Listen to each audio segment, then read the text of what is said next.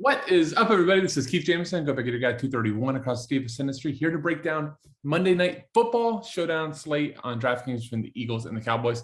Before I get into it, though, holy crap, your normal Monday Night Football host here at FSI is Zach, aka Keats39. If you all followed our Twitter or our posts on YouTube, you will know that Zach spiked $260,000, won the power sweep for $150, won the $100 spy, fourth in the Millie Maker, won the $12. Like, holy crap.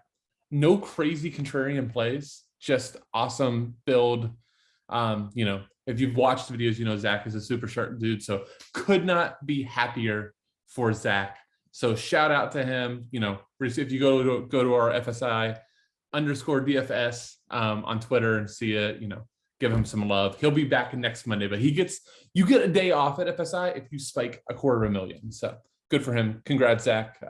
Hope you spend it well and maybe reinvest it in some more DFS and keep the train running. So, all right, out of the way. Let's jump into slate. Just a quick reminder: like, subscribe, comment. Obviously, we do our best to get you some awesome content. So, last thing that I'll say about Zach's plays. Well, a lot of it was in our core. All of it was on the sheets. A lot of the plays he did, which was like the St. Louis stack with Stafford, Cup, and Higbee, were all top GPP plays on our player pool. So make sure you get on the action at FSI. There is a link at the bottom to our plans. Cover full player pool for Monday Night Football, Thursday Night Football, and then all the slates on DraftKings over the weekend. So, all right, let's get into the DraftKings plays, and then I'll do a little bit of PrizePicks at the end. So, big thing on this game is it is projected to be close, and we should have some points here. So I think the first thing getting out of the way is, and I'm going to show you value, but I think almost everybody in cash and optimal, which is again what we're focusing on, I think you start with both quarterbacks. Both provide rushing upside. Both are in teams that are probably going to have to be passing dependent versus running dependent, because both teams are good against the run. And it's just tough. Like, do you feel good about fading Dak? No. Do you feel good about fading Jalen Hurts? You might go, okay, well, it's passing suspect, but he's the second leading rusher for quarterbacks in the NFL behind Lamar Jackson. That rushing upside is so huge. You're talking about 4, 5, 6 DK. Then if he gets in the end zone, that's 10 to 11 DK all of a sudden. So I think it's too much to fade. So I think you're just going to go in Dak, Jalen Hurts. And then I think the third click is, it's not rocket science, or it's not this isn't contrarian time, but CD Lamb. Amari Cooper, I'm going to go over in a minute. To me, is GPP only, dealing with the rib injury. Practice limited most of the week, from what I understand. And, he looked hurt last week, which funneled a ton of the targets to CD Lamb, who Dak already loves, was already primed for a huge breakup. Now you talk about Michael Gallup out, and then Amari Cooper maybe being limited. I think 9,800 for CD Lamb is just a blow up spot that you can't miss. All right. And I'll just say this: the way construction goes, it's really hard if you want to do any more skill positions, to put one of these three at captain. It's doable, but it's tough. I want to real quickly go over the value that I think makes a lot of this work, which is don't kill the messenger, but Zach Ertz at 2,200. Zach Ertz was in COVID protocol. He actually had more snaps than Dallas Goedert last week, despite the production not looking great. Only 2 targets the first 2. We know Zach Ertz can be a target monster. Look, I have played worse for 2,200. Week 1, I did quite well playing Gio Bernard for 2,000. I didn't even get a target. I think it may have been 1 target throughout the game, but didn't get catch till the final drive of the game, and then just happened to get 2. 2,200 is truly punt territory. I think Zach Ertz, getting a good amount of playing time, being off the COVID list, I think he's just a little too good to pass up here. 2 catches for 30 yards and we're rolling, happens to get in the end zone, and we really are cruising. So I really do think that Zach Ertz is just fine down here. And now all of a sudden, let's say I want to put like CD Lamb at captain. All right, now I'm cooking a little bit here. So that's the plus of playing like an Ertz down here. Let me just go all the way down. I know I'm a little bit out of order here, but deal with it. Cedric Wilson at 4,400, I think, is very in play. Did not show up well last week. But again, Cooper limited. He might play a ton of snaps. He's just not looking like he might be the same. I think he's going to be elite GPP option, because there's going to be enough people out there, including myself, talking it up, that maybe you leverage it in a 1-game field. But Cedric Wilson should get, a pickup in targets, especially if this game does shoot out at all. I think he is a very good option. Kickers as well down here. And you could easily, if you wanted to do a construction, especially with Greg the Leg, you know, all of a sudden you do something like this. Now you got CeeDee Lamb. Like, look at this construction. I have tons of salary. I'm not saying you should do that. These are just options that Zach Ertz gives you. And look, all this is for naught if you think Zach Ertz is dust. Like, he very well might be, right? Like, you watch the guy run and you're just like, oh goodness. But, you know, I still think there's a lot of skill there.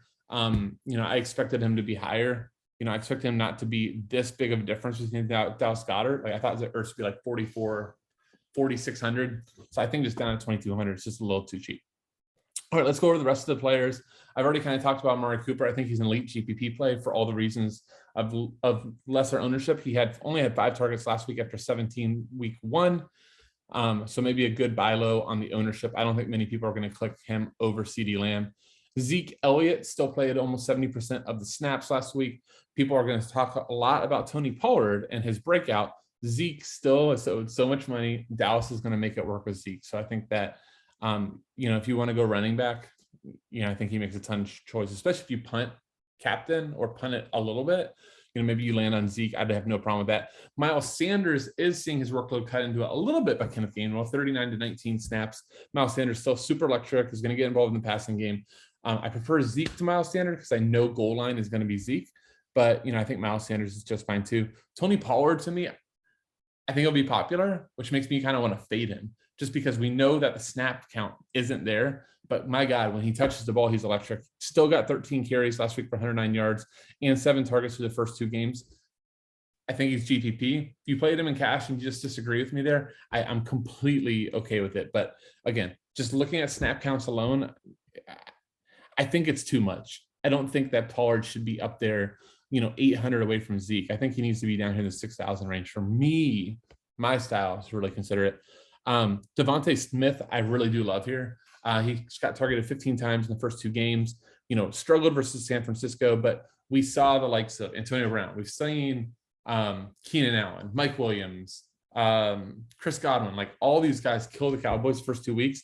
Devontae Smith, to me, is the most likely of the Eagles wide receivers to do that. Jalen Hurts obviously loves him back to their Alabama days. So yeah, I'm about Devontae Smith more than Goddard or Reagor. I think Reagor is a really good GPP option. You know, we know he has first round talent, huge down the field ability. Devontae Smith is the alpha in terms of snaps and targets. The other guys all are kind of splitting time. That includes Quez Watkins there too. All right, I kind of think I targeted all. You know, obviously DraftKings rules, we're not here to give away lineups at all. I think you build around these 3. And then depending on what, and, you know, for value to me, Zach Ertz is my favorite. But, you know, I think there's a number of options. Also just want to mention Noah Brown played some snaps last week. I'm going to try to dig in a little bit more, but, you know, for a $200 punt, if he's going to even get on the field, you know, I still remember Blender had, what was it, a few years back in the Vikings showdown.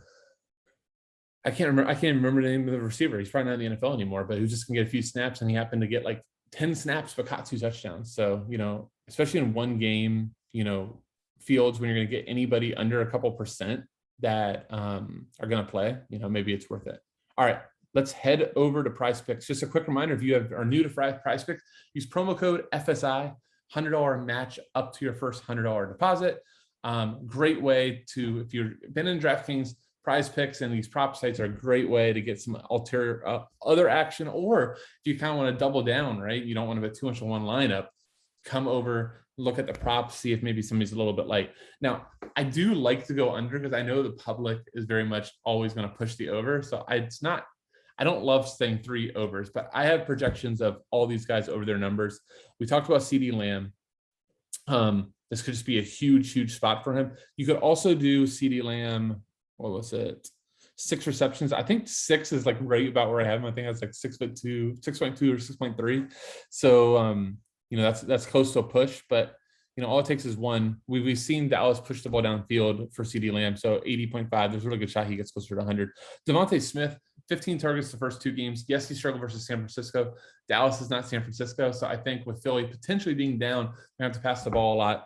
A good spot for Devontae Smith. And then Miles Sanders, just going back to him on his receiving prop. If you look, again, San Francisco was a struggle, only got 2 targets, but versus Atlanta, 4 targets. I'm sorry, 5 total targets, 4 catches, 39 yards. We have a prop of 18.5 yards receiving. So I like the over there. You can put all 2 of these 3 together. You can do like a $20 to get 45, or you can do the power play. Let's say we take one of these off. Let's say you don't like Smith and you get 3x on PrizePicks. So great way to play and enjoy the game. All right. Once again, congrats, Keats, my guy. He will be back for next Monday's preview. You got me coming back on Thursday. TK will be back from a short vacation on Sunday. So we always got you covered on your featured showdowns here at FSI. And if you're interested in full coverage, once again, check out the link below and all the coverages that we have at the site. All right, that'll do it. Thank you all for watching. With that, I'll say, see you.